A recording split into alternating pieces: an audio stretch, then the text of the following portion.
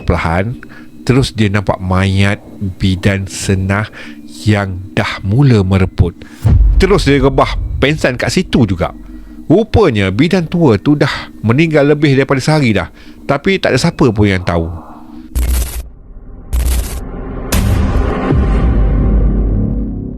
Auzubillahiminasyaitanirrajim. Bismillahirrahmanirrahim. Allahumma sholli ala sayyidina Muhammad wa ala ali sayyidina Muhammad. Hai, Assalamualaikum dan salam sejahtera. Welcome back to Seram Cengkeh SC Stories. Saya Abang Cengkeh.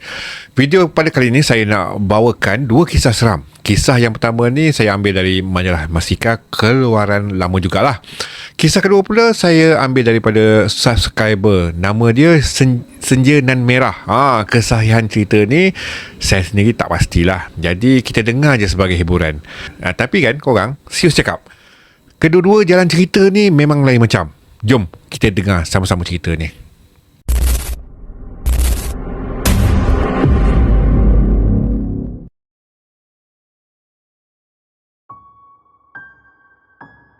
Cerita yang pertama ni pasal seorang lelaki, kita bagi nama dia Rahim. Masa tu Rahim berada kat Kelantan, lebih kurang 3 tahun sebelum kejadian ni.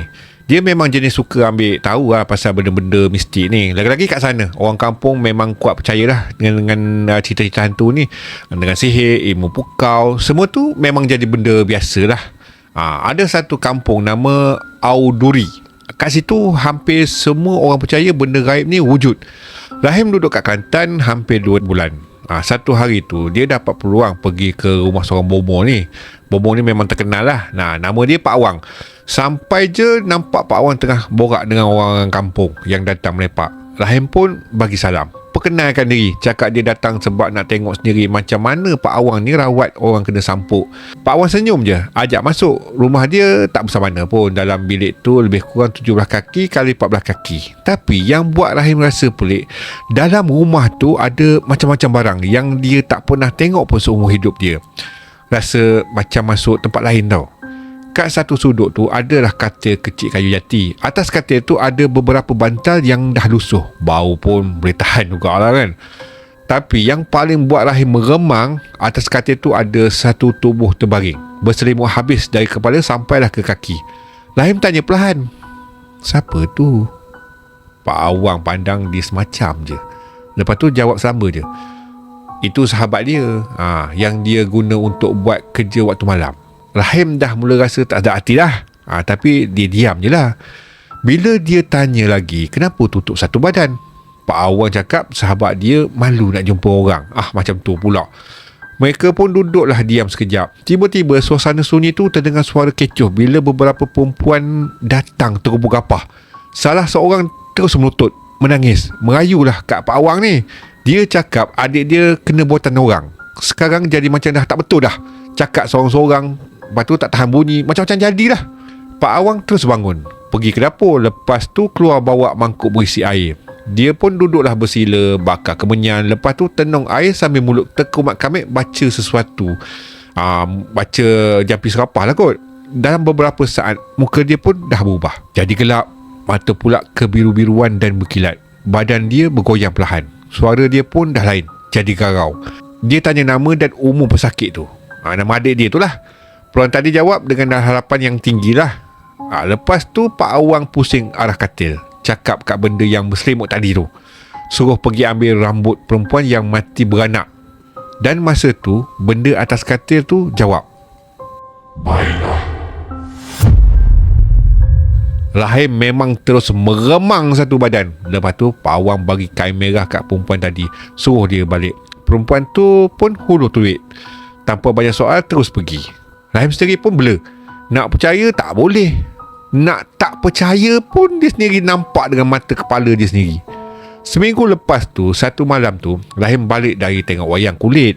Dalam perjalanan, dia nampak satu benda putih kat depan dia. Jalan terhincut-hincut, jarak dalam 50 hela. Mula-mula dia ingat orang biasa, tapi bila dia tenung betul-betul, dia perasan benda tu tak ada kepala. Terus Rahim sembunyi belakang pokok. Benda tu bergerak perlahan menuju ke arah kubur dan belakang dia. Pak Awang ikut sambil pikul cakul lah. Rahim yang nak tahu sangat ni, dia pun ikutlah dari jauh. Sampai ke kubur, suasana memang seram gila. Pokok besar, Semak tebal, bunyi burung hantu sayup-sayup je. Kucing hitam berlari atas kubur. Memang lain macam.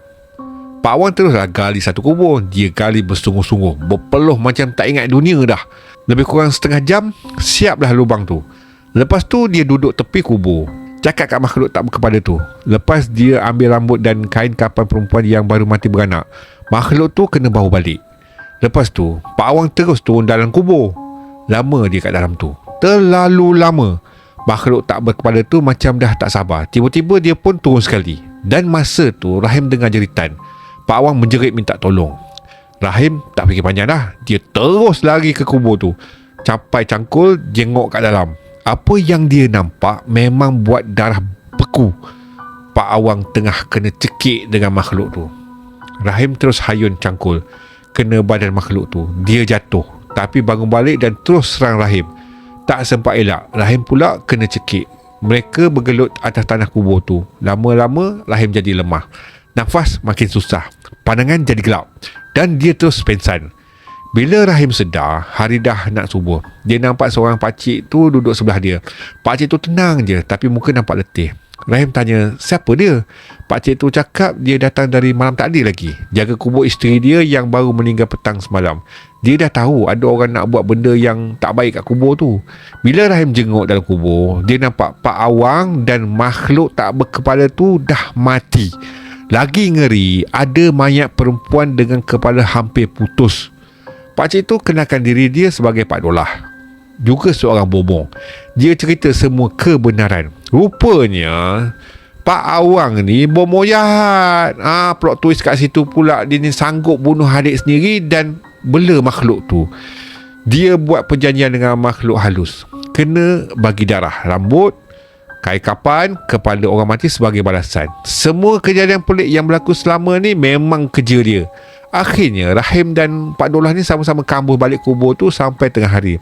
Lepas tu mereka pun balik. Tapi apa yang Rahim nampak malam tu memang tak akan hilang dari ingatan dia lah. Jadi persoalannya, kalau betul-betul masih ada orang macam Pak Awang yang sanggup buat perjanjian dengan benda macam tu demi kuasa, agak-agak benda ni masih wujud lagi tak sekarang ni? Kalau korang ada pengalaman pelik atau pernah dengar cerita macam ni, share lah. Tapi satu je saya nak pesan, jangan sesekali cari benda yang kita sendiri tak mahu hadap.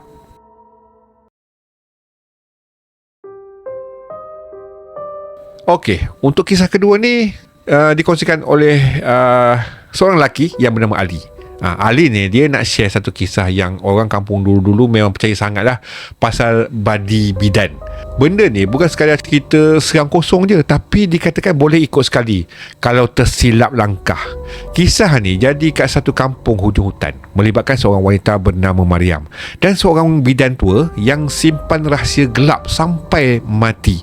Mariam macam biasalah, jalan kaki pergi rumah bidan senang untuk urut badan. Walaupun sebenarnya dia dah lama pun habis pantang tu. Sampai je kat rumah tu, dia pelik sebab tingkap semua tertutup rapat. Padahal selalunya terbuka je. Lepas tu dia pun panggil lah berkali-kali, tapi langsung tak ada orang menyahut. Makin lama makin rasa dah tak sedar hati dah. Dan siap jenguk kat bawah rumah, tengok kolong, pangkin semua kosong. Dia mula jalan ke arah dapur yang menghadap hutan sebab rumah tu memang kat hujung kampung, Dol Baung. Macam tu. Sambil jalan tu dia masih memanggil, tapi tetap sunyi. Masa tu seekor kucing hitam, nama kucing tu nama dia Abu, datang menggeser kat kaki si Mariam ni lah. Mariam kenal sangatlah si kucing tu. Memang kucing tu bidan Senah yang punya. Dia pun sembang-sembang sorang-sorang lah sambil usap kepala si kucing tu. Tertanya-tanya mana tuan dia pergi sebab tak pendah pun macam ni. Tiba-tiba Abu macam ajak dia ikut. Mula-mula Mariam merasa macam ragu lah sebab mana boleh suka-suka masuk rumah orang kan. Tapi kucing tu tetap mengiau dan kucing tu jalan dulu. Dalam masa yang sama, hidung dia dah mula bau sesuatu yang busuk tau. Tapi dia tak pasti dari mana datangnya tu. Akhirnya dia ikut jugalah naik tangga. Sampai beranda, jantung dia dah mula berdegup laju. Bila dia tolak pintu, terus bau busuk tadi tu makin kuat.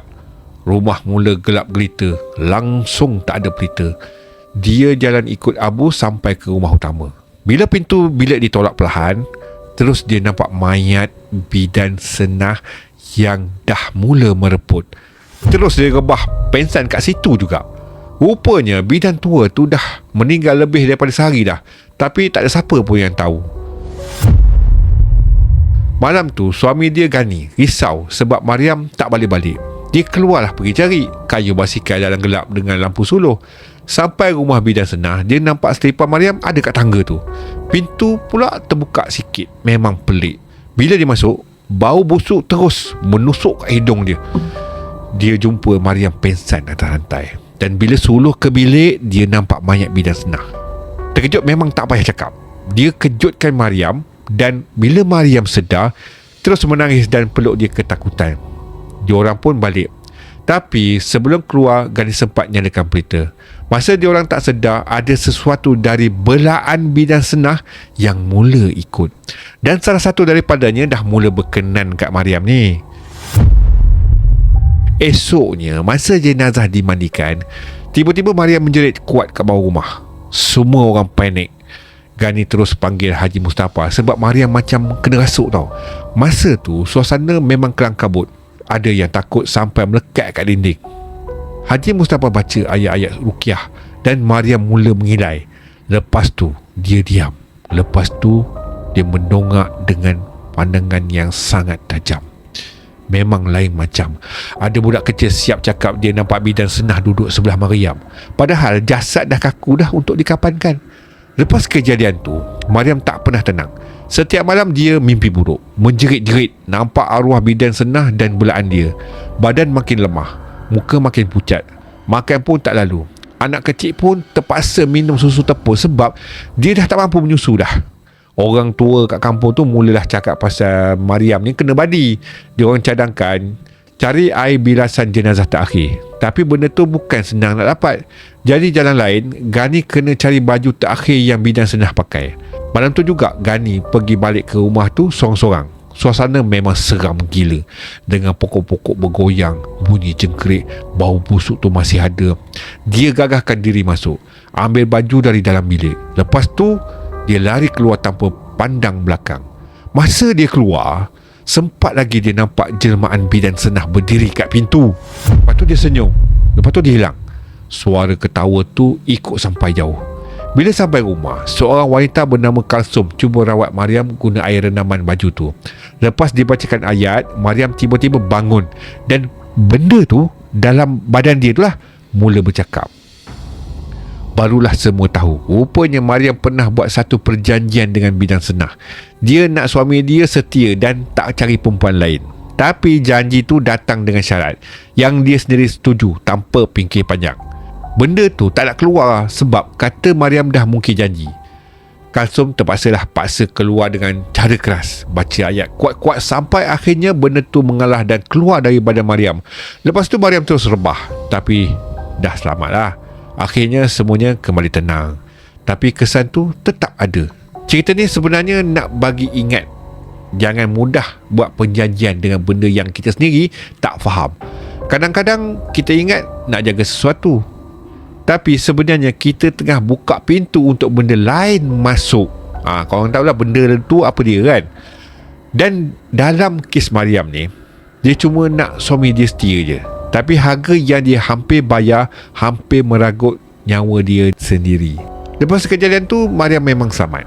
Tapi hidup dia tak pernah betul-betul kembali macam dulu. Badan dia makin lama makin okey, tapi semangat dia macam ada yang hilang. Kadang-kadang tengah duduk diam pun dia boleh termenung lama, macam nampak sesuatu yang orang lain tak nampak. Beberapa minggu lepas tu, Kalsum masih datang sekali-sekala untuk tengok keadaan Mariam. Air penawar tetap dia buat, bacaan ayat pun tak pernah tinggal. Gani pula memang berubah terus. Dia jadi lebih banyak duduk rumah, jarang keluar malam, dan langsung tak berani sebut pasal bidan senah. Rumah lama bidan tu pula makin hari makin terbiar. Orang kampung tak ada siapa berani nak dekat rumah tu. Dan lalu jalan depan tu pun dah diorang akan percepatkan langkah diorang lah. Ada yang kata waktu senja nampak macam ada bayang duduk kat beranda. Ada juga yang dengar bunyi mengiau kucing. Padahal abu si kucing hitam tu dah lama hilang, entah ke mana dah pergi. Paling pelik, ada budak-budak kampung pernah nampak kesan tapak kaki kecil banyak-banyak kat tangga rumah tu. Macam sesuatu yang berkaki halus keluar masuk waktu malam. Mariam pula, walaupun dah tak mengacau, tapi mimpi dia masih diganggu. Dalam tidur, dia selalu nampak bidan Senah duduk hujung katil dengan senyuman yang sama macam malam Gani nampak dulu tu lah. Kadang-kadang dia nampak belaan tu merayap kat lantai, mengerumun kaki dia, merayap naik perlahan-lahan. Setiap kali tu jadi, dia akan terjaga dalam keadaan berpeluh dan menangis. Gani cuma mampu tenangkan dan baca ayat-ayat Al-Quran kat telinga dia. Lama kelamaan, Mariam mula cerita satu benda yang dia simpan selama ni. Rupanya masa dia pergi urut hari tu, sebelum semua ni jadi, bidan Senah memang dah buat satu ikhtiar untuk dia. Benda tu bukan sekadar urut biasa. Ada sesuatu yang ditanam, satu syarat yang Mariam setuju tanpa fikir panjang, semata-mata sebab dia takut kehilangan suami dia tu. Dia nak Gani setia, dia nak rumah tangga dia kekal, dia tak nak ada perempuan lain. Dan bidan Senah, dia bagi jalan lah. Tapi jalan tu bukannya percuma. Apa yang Kasum keluarkan dari badan Mariam hari tu cuma yang menumpang je. Tapi apa yang pernah diikat tetap pernah berlaku. Sebab tu walaupun gangguan makin kurang, Mariam tetap tak pernah rasa betul-betul tenang. Dalam hati dia sendiri, dia tahu dia pernah bagi ruang pada sesuatu yang bukan dari jalan sepatutnya. Beberapa bulan kemudian, satu kejadian kecil jadi yang buat semua orang kampung makin takut. Satu malam, seorang lelaki yang berani, jenis tak percayalah benda-benda macam ni, pergi masuk rumah lama bidan Senah tu. Dia nak buktikan semua tu cuma cerita karut dia. Dia masuk, tapi tak sampai setengah jam dia lari keluar dalam keadaan pucat lesi. Esoknya dia demam panas dan asyik beracau, cakap nampak orang tua duduk dalam gelap dengan banyak benda hitam kecil bergerak kat lantai tu lah. Sejak tu memang tak ada siapa pun berani dekat rumah tu lagi. Rumah tu akhirnya runtuh sendiri ditelan masa. Tapi orang kampung tu tak kata tempat tu tak pernah kosong.